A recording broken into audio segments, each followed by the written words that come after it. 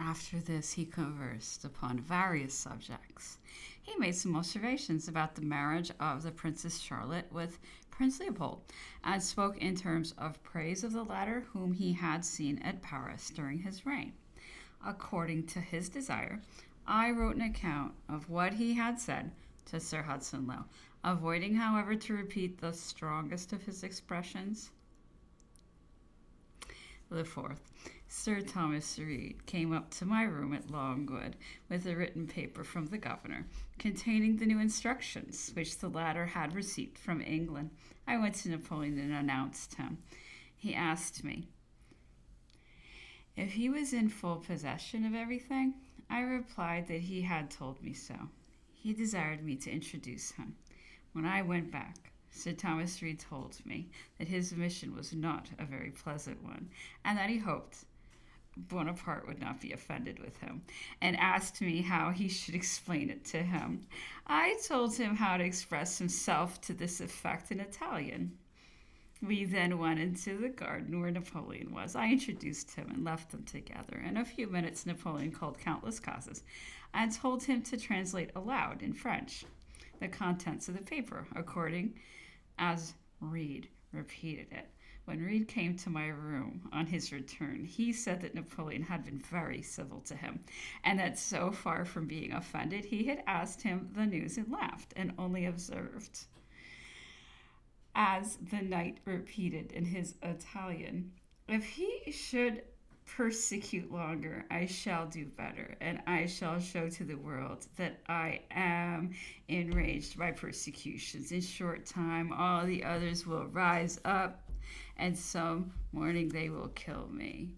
Sir Thomas then allowed me to read the paper, and contents of which were as follows: that the French who wished to remain with General Bonaparte must sign the simple form, which would be given to them, of their willingness to submit to whatever restrictions might be imposed upon General Bonaparte, without making any remarks of their own upon it.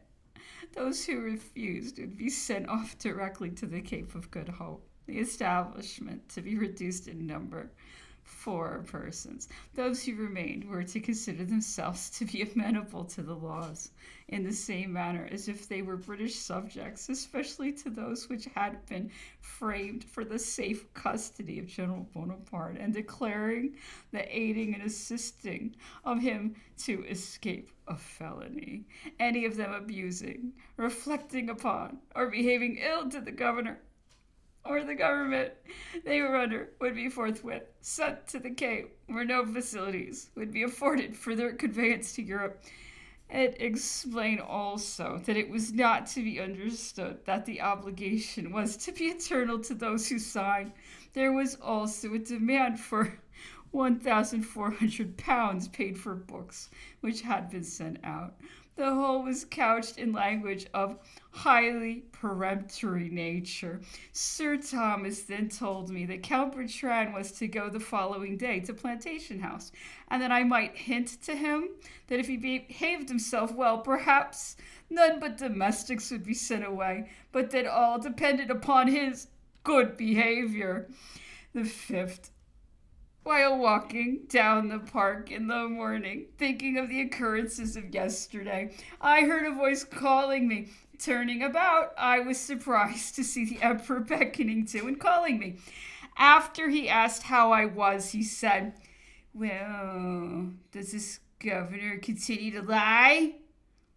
There was nothing in the intelligence which he said he could only communicate to myself, which might not have been made known to Bertrand or anyone else, but he thought that he had an opportunity of insulting and grieving me, which he eagerly embraced. He came up here with his staff just as if he were going to announce a wedding, with exultation and joy painted on his countenance at the idea of having it in his power to afflict me.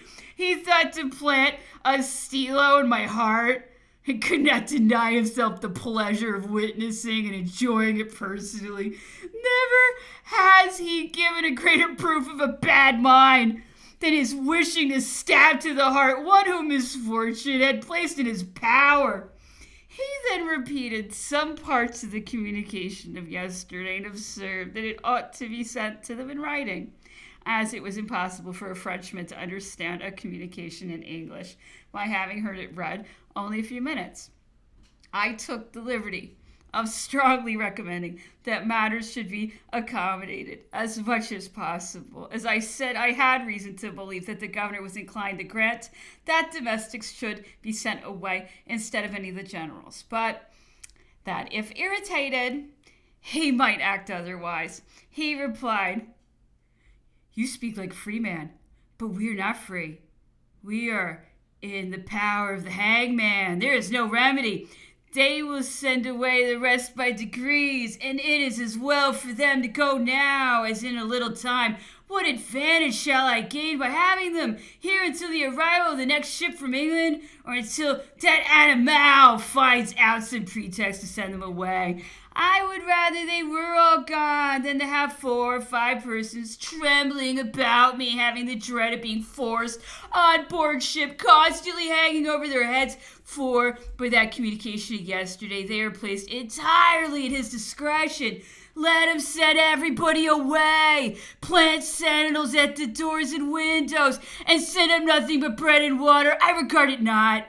My mind is free. I am just as independent as when I commanded an army of 600,000 men. And I told him the other day, 'tis hard is as free as when I gave laws to Europe. He wants them to sign restrictions without knowing what they are. No honest man would sign an obligation without first knowing what it was.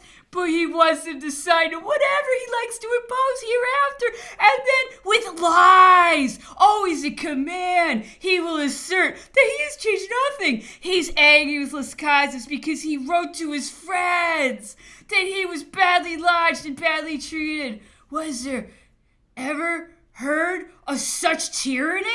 He treats people in the most barbarous manner, heaps injuries and insults upon them, and then wants to deprive them of the liberty of complaint. I do not, continued he, think that Lord Liverpool or even Lord Castlereagh would allow me to be treated in the way I am. I believe this governor only writes to Lord Bathurst, whom he tells what he likes. Sir Hudson Lowe signified to me yesterday that he had done everything in his power to prove, after my communication to him, that there was nothing vindictive in his conduct towards General Bonaparte, but that not having been met, he was better pleased to leave matters to their natural course and to the judgment of the authority to which they had been submitted, and that I might most distinctly contradict to General Bonaparte that he had laid his hand upon his sword, that witnesses could prove it, that none but a confirmed villain could think of doing so against an unarmed man, that with respect to the instructions he had received in his manner of making them known, never having regarded General Bonaparte's opinion in any point, whether as to matter or manner, as an oracle by which to regulate his judgment, he was not disposed to think less favorably of his instructions or of his mode of executing them. On the contrary, that Bonaparte was, he feared, insensible to any delicacy of proceeding, so that with him one must either be a blind admirer of his frailties, or a yielding instrument to work with, a mere slave in thought to him. Otherwise, he who has business which opposes his views must make up his mind to every species of obloquy.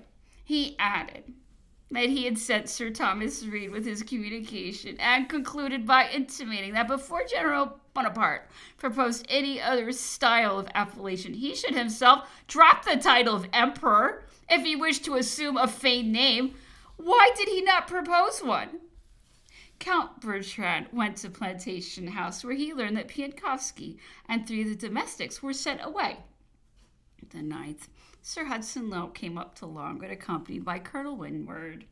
They went into Captain Poppleton's room, where they appeared to be very busily occupied for 2 hours. During this time, the governor frequently came out and walked up and down before the door with one of his arms elevated and the end of a finger in the angle of his mouth, as was his general custom, but in thought.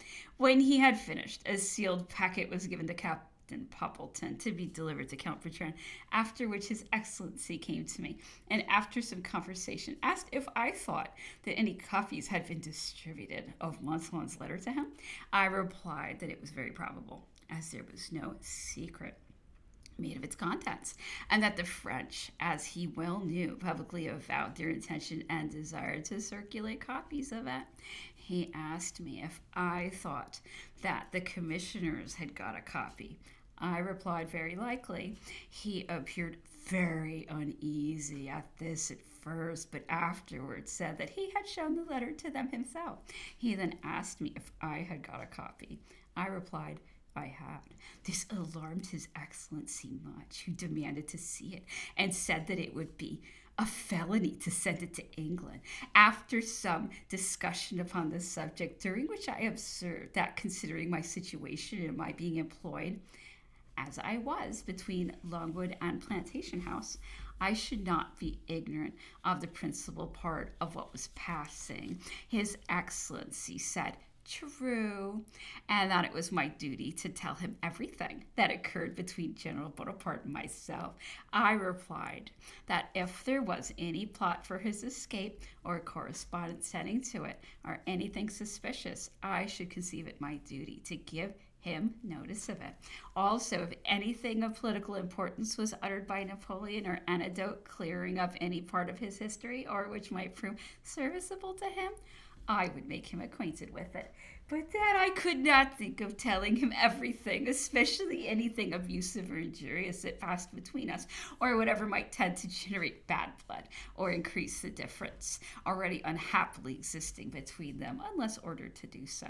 Sir Hudson at first agreed that it would not be proper to tell him any abuse of himself, but immediately afterwards said that it was essential for me to repeat it, that one of the means which General Bonaparte had of escaping was of vilifying him, that abusing and lessening the character of the ministry was an underhand and a vile way of endeavoring to escape from the island, and therefore that it was incumbent upon me to communicate everything of the kind instantly, that as to himself, he did not care about his abuse, and would never be actuated by vindictive feelings towards him, but that he wished to know everything, that nothing ought to be made known or communicated in England except through him, and that he himself only communicated with Lord Bathurst. Not perfectly agreeing with His Excellency's sophistry, especially when I reflected upon the conversation which I had had with him under the trees at Plantation House 2 days after his last interview with Napoleon, I replied that it did not appear that all the members of His Majesty's government were of a similar opinion, as I had received letters from official persons with a request to communicate circumstances relative to Bonaparte, and returning thanks for my former letters, which had been shown to some of the cabinet ministers. The governor was excessively uneasy at this and observed that those persons had nothing to do with Bonaparte, that the Secretary of State with whom he corresponded was the only one who ought to know anything about the matter, that he did not even communicate what passed to the Duke of York, that none of the ministers except Lord Bathurst ought to know what passed, and that all communication, even to his lordship, ought to go through him and him only. His Excellency then observed that my correspondence ought to be subject to the same restrictions as those on the attendants of General Bonaparte. I replied that if he was not satisfied with the manner in which matters stood, I was ready to resign the situation I held and go on board ship as soon as he liked, as I was determined not to give up any of my rights as a British officer. Sir Hudson said that there was no necessity for this, that it would be very easy to arrange matters, concluded by observing that it was a business which required consideration, and that he would renew the subject on another day.